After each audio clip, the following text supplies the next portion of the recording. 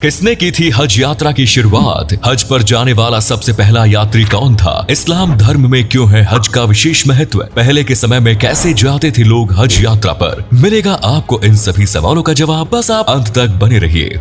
कहा जाता है कि जब से ये दुनिया बनी है तभी से हज का विशेष महत्व रहा है। धरती के पहले इंसान हजरत आदम अलैहिस्सलाम ने पहाड़ों से पत्थर लाकर मक्का में काबा की नींव रखी थी और इस जगह पर वे अल्लाह की इबादत किया करते थे। लेकिन समय के साथ यहाँ सब कुछ बदल गया। तेज आंधी और तूफान में काबा भी ढह गया, लेकिन उसके बाद भी काबा की नींव को कोई नुकसान नहीं हुआ और वो पूरी तरह सुरक्षित था। आज से लगभग 4000 साल पहले हजरत इब्राहिम अपनी पत्नी हजरत हाजरा और बेटे इस्माइल के साथ अरब आए थे। हजरत इब्राहिम भी अल्लाह के एक नबी थे। अल्लाह ने इब्राहिम को हुक्म दिया कि वे अपने परिवार को यहीं छोड़कर चले जाएं। इब्राहिम अल्लाह के हर हुक्म को अमल में लिया करते थे। इब्राहिम अपनी बेगम हाजरा और बेटे इस्माइल को छोड़कर फिलिस्तीन चले गए। हजरत और इस्माइल को जो खाने पीने का सामान इब्राहिम देकर गए थे वो कुछ समय बाद खत्म हो गया था। अब हाजरा और इस्माइल का भूख और प्यास से हाल बेहाल हो रहा था। दूर दूर तक रेगिस्तान था जहाँ पानी मिलने के कोई आसार नहीं थे। हाजरा ने अपने बेटे इस्माइल के पास बुझाने के लिए पानी ढूंढने की बहुत कोशिश की। इस दौरान सफा और मरवा की पहाड़ियों पर हाजरा ने 7 बार चक्कर लगाए, लेकिन उन्हें पानी नहीं मिला। वहीं दूसरी ओर इस्माइल का रो रो कर बुरा हाल हो रहा था और रोते हुए इस्माइल ने अपना पैर जमीन पर मारा। अचानक उस जगह जमीन से एक पानी का फव्वारा निकल पड़ा। कहा जाता है कि अल्लाह ने ही वो पानी स्रोत वहाँ बनाया था और जिस जगह से वो पानी निकला था वो जगह आज भी मक्का में मौजूद है। इसे आबे जमजम का पानी कहा जाता है, जो पवित्र होता है और काफी स्वादिष्ट भी माना जाता है।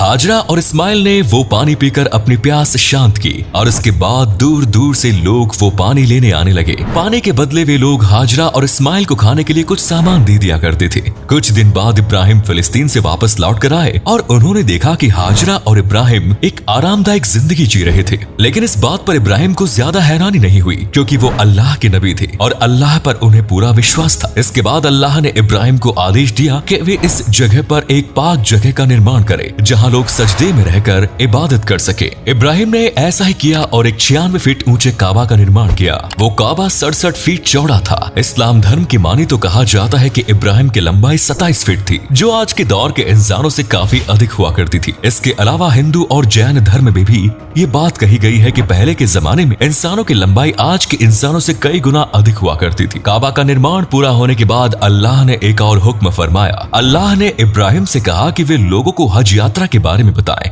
वो ऐलान कर दे कि हर मुसलमान को हज करना होगा और यहाँ आकर इबादत करनी होगी। इब्राहिम ने अल्लाह से कहा कि यहाँ पर मैं हज का ऐलान करूंगा तो मेरी बात कौन सुनेगा? यहाँ दूर दूर तक कोई इंसान नजर नहीं आता। अल्लाह ने कहा कि तुम्हारा काम सिर्फ आवाज देना है और उसे लोगों तक पहुँचाना मेरा काम। इसके बाद इब्राहिम एक पत्थर पर खड़े होकर चिल्लाकर हज का ऐलान करते हैं। अल्लाह ने इब्राहिम को आवाज को इतना बुलंद कर दिया कि दुनिया के हर इंसान को इब्राहिम की आवाज सुनाई दी। न सिर्फ इंसानों को बल्कि पेड़ पौधे जानवरों के अंदर भी हज करने को लेकर इच्छा जागृत होने लगी। इसके बाद इब्राहिम ने सबसे पहले हज किया, क्योंकि अल्लाह के हर फरमान पर उनके नबी ही सबसे पहले अमल किया करते थे। लेकिन धीरे धीरे लोगों ने काबा में अपने अपने इष्ट देवी देवताओं की पूजा करनी शुरू कर दी। यहाँ पर मूर्ति पूजा भी की जाने लगी। लगभग 2500 साल ऐसे ही बीत गए। इसके बाद आज से 1400 साल पहले अल्लाह के अंतिम नबी हजरत पैगम्बर मोहम्मद ने धरती पर जन्म लिया। पैगम्बर मोहम्मद के जन्म से पहले धरती पर हाहाकार मचा हुआ था। लोग एक दूसरे की जान के प्यासे हो रहे थे। हर जगह लड़ाई झगड़े के सिवा कुछ नजर नहीं आ रहा था। महिलाओं और बच्चों पर भी अत्याचार हो रहे थे। कहीं धर्म को लेकर तो कहीं काले गोरे को लेकर लोग आपस में लड़ रहे थे। पैगंबर मोहम्मद ने अल्लाह रसूल बताए और कहा कि सभी अल्लाह के नेक बंदे हैं और इन बातों पर बहस करने का कोई फायदा नहीं। कहा जाता है कि सन 628 ईस्वी में पैगंबर मोहम्मद ने अपने 1400 साथियों के साथ एक बार फिर हज की शुरुआत की और इसके बाद से दुनिया भर के मुसलमान हज पर जाने लगे। हज पर जाने के लिए कई विशेष नियम है, जैसे कि हराम की कमाई करने वाले हज नहीं जा सकते।